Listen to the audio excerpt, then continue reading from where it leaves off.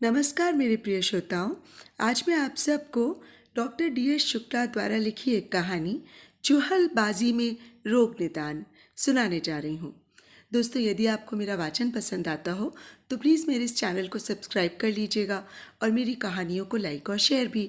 और हाँ, bell icon भी ज़रूर दबा लीजिएगा, जिससे कि मेरी आगे आने वाली कहानियों की नोटिफिकेशंस आपको मिलती रहें। तो आइए सुने कहानी। मनोविशेषज्ञों का मानना है कि सुंदर चेहरे, आकर्षक व्यक्तित्व वाले लोग अस्पताल में भर्ती होने पर अन्य साधारण लुकिंग मरीजों से जल्दी अच्छे हो जाते हैं। कहते हैं कि सुंदर मरीजों पर डॉक्टरान, लेडी डॉक्टर्स इंक्लूडेड, अधिक ध्यान देते हैं। इसके अलावा इन मरीजों का व्यवहार औसत मरीजों से ज़्यादा अच्छा होता है, क्योंकि उन्हें अधिक अटेंशन मिलता है। अच्छा व्यवहार और सुंदर चेहरा मरीज या मरीजा की कुंडली में वो मणिकंचन योग बनाते हैं कि वे अपेक्षाकृत जल्दी स्वास्थ्य लाभ कर लेते हैं। मरीज यदि सुंदर ना भी हो, लेकिन उसका अटेंडेंट यदि सुदर्शन है, उस स्थिति में भी मरीज एडवांटेजियस स्थिति में रहता है। ऐसी ही सुखद घटना आज आपसे शेयर करता हूँ। 4th ईयर के छात्रों को मेडिसिन विभाग में बेड्स अलॉट हुए। सभी छात्र अलॉटेड बिस्तरे के मरीजों से उनके रोग के बारे में जानकारी प्राप्त करने लगे। वार्ड के कॉर्नर के बेड पर एक 50-55 साल का व्यक्ति निरंतर बढ़ती कमजोरी के कारण भर्ती हुआ था। उसकी कमजोरी का कारण अनीमिया था। जांच से पता चला कि उसके बोन मैरो में लाल रक्त कणिकाएं बनना बंद हो गईं। इसे चिकित्सा विज्ञान में एप्लास्टिक अनीमिया कहते हैं। किंतु ऐसा क्यों हुआ? इसका कारण जब साधारण अस्पताल नहीं जान सके, तब ये मेडिकल कॉलेज रेफर हुआ था। यहाँ ये बताना समीचीन होगा कि पिछली शताब्दी के 6ठे दशक में मेडिकल कॉलेजों में जांच की उतनी सुविधा नहीं थी जितनी कि आज उपलब्ध है। खैर, अपने किस्से पर लौटते हुए मुद्दे पर आते हैं। एक दिन इस अनीमिया ग्रसित प्रौढ़ मरीज के पास एक अति सुंदर बाला अटेंडेंट के रूप में बैठी दिखी। 19-20 वर्ष के छात्र जो कभी को एजुकेशन में नहीं पढ़े, उनके लिए तो मानो बहार आ गई। वो मरीज एकाएक वीआईपी हो गया। सभी छात्र उसका हालचाल जानने के लिए एकत्र हो उठे। मरीज भी शीघ्र स्वास्थ्य लाभ की आकांक्षा से ज़्यादा डॉक्टरों से परामर्श कर लेना चाहता था। मरीज का ये कोऑपरेटिव बिहेवियर लाभदायक सिद्ध हुआ। एक दिन बाला का ध्यान आकर्षित करने के लिए एक अंकुरित होते हुए डॉक्टर ने मरीज से कहा, आप बड़े भाग्यवान हैं जो आपको इतनी सेवा करने वाली बेटी मिली है। मरीज ने कुछ रूखेपन से जवाब दिया, ये मेरी बेटी नहीं, पत्नी है डॉक्टर साहब। आप अभी अनुभवहीन लगते हैं। अंकुरित होते हुए छात्रों में सनसनी फैल गई। उनकी आपस की फुसफुसाहट बढ़ गई। वार्ड के अन्य कर्मचारियों में भी कानाफूसी होने लगी। अब बाला से अधिक उसके बुढ़े की बीवी होने की चर्चा हावी हो चुकी थी। शाम को राउंड के बाद सीनियर शाम को कभी कभी अपने अंडर पोस्टेड छात्रों को चाय पिलाने ले जाते थे। ये समय बड़ा इनफॉर्मल हुआ करता था। छात्र अपने सीनियर्स के जोक्स पर हंसते ही नहीं थे।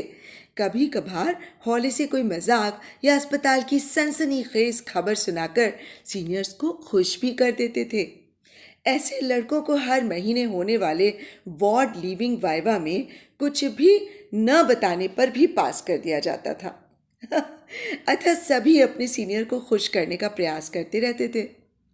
ऐसे ही शाम के हल्के माहौल में एक छात्र ने सीनियर से कॉन्फाइड किया, सर, उस कोने वाले अनीमिया के मरीज के साथ जो लड़की रहती है ना, वो उसकी बेटी नहीं, पत्नी है। सीनियर ने मुश्किल से चेहरे पर आई मुस्कान को जबरन ठेलते हुए गंभीरता से पूछा, तो? छात्र ने थोड़ी ढिठाई से एक और फायर किया, तो क्या सर, बुढ़ाऊ जवान बनने के लिए पिछले 1 साल से स्वर्ण भस्म का सेवन कर रहे हैं। स्वर्ण भस्म? सीनियर के दिमाग में जैसे विस्फोट हुआ। उन्होंने रुककर उस छात्र से पूछा, स्वर्ण भस्म साल भर से?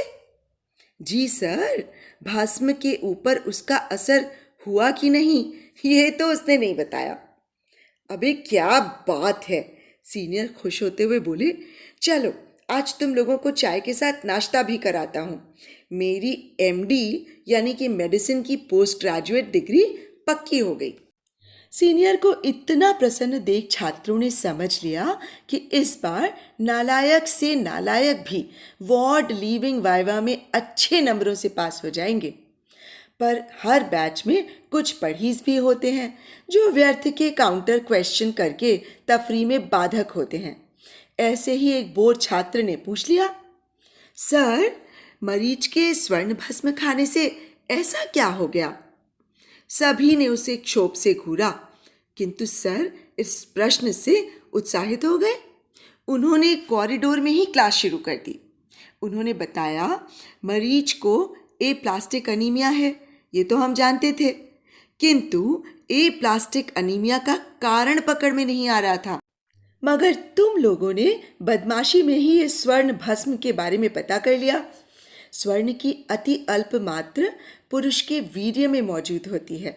शुक्राणुओं की निष्क्रियता पुरुष वंध्या का एक बड़ा कारण है। वीर्य में स्वर्ण धातु की कमी से शुक्राणुओं की मोटिलिटी कम हो जाती है और वो गर्भाधान में अक्षम हो जाते हैं। ऐसे मरीजों को स्वर्ण भस्म से लाभ होता है और संतानोत्पत्ति की संभावना बढ़ जाती है। किंतु झोला छाप आयुर्वेदिक डॉक्टर इसे पौरुषवर्धक के रूप में अपने मरीजों को लंबे समय तक खिलाते रहते हैं। सोचो, सोना सबसे हैवी मेटल है, अतः लंबे समय तक इसके प्रयोग से हैवी मेटल पॉइजनिंग की संभावना हो जाती है। स्वर्ण मनुष्य की मज्जा में स्टोर होने लगता है, जिससे मज्जा यानी कि बोन मैरो में लाल रक्त कण बनना बंद हो जाते हैं। ऐसे मरीज ए प्लास्टिक अनीमिया के रूप में प्रेजेंट हो जाते हैं, जैसे कि ये मरीज हमारे पास आया। अब अनीमिया का कारण पता चल जाने पर इसका उचित इलाज भी हो जाएगा।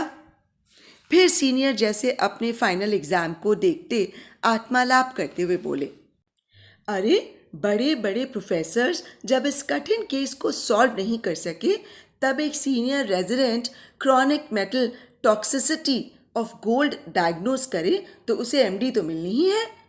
फिर वो छात्रों की ओर उन्मुख होते हुए बोले, क्या तुम लोगों में से कोई बता सकता है कि हम सबसे गलती कहाँ हुई?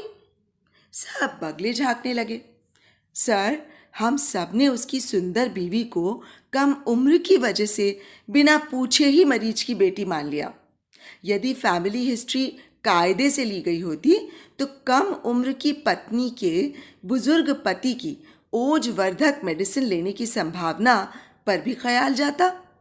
सब ने देखा कि सही उत्तर देने वाला छात्र वही पढ़ीज घोंचू था जिसका वे सब मजाक उड़ाया करते थे। बहरहाल सीनियर ने खुशी के माहौल में ये ध्यान ही नहीं दिया कि लौंडों ने चाय के साथ साथ एक की जगह जगह 2-2 समोसे चाप लिए थे। तो अभी आप सुन रहे थे डॉक्टर DS शुक्ला द्वारा लिखी ये मनोरंजक कहानी चुहलबाजी में रोग निदान। दोस्तों, आपको कहानी और मेरा वाचन कैसा लगा मुझे अवश्य बताइएगा। तो आप मुझे इजाज़त दीजिए। नमस्कार।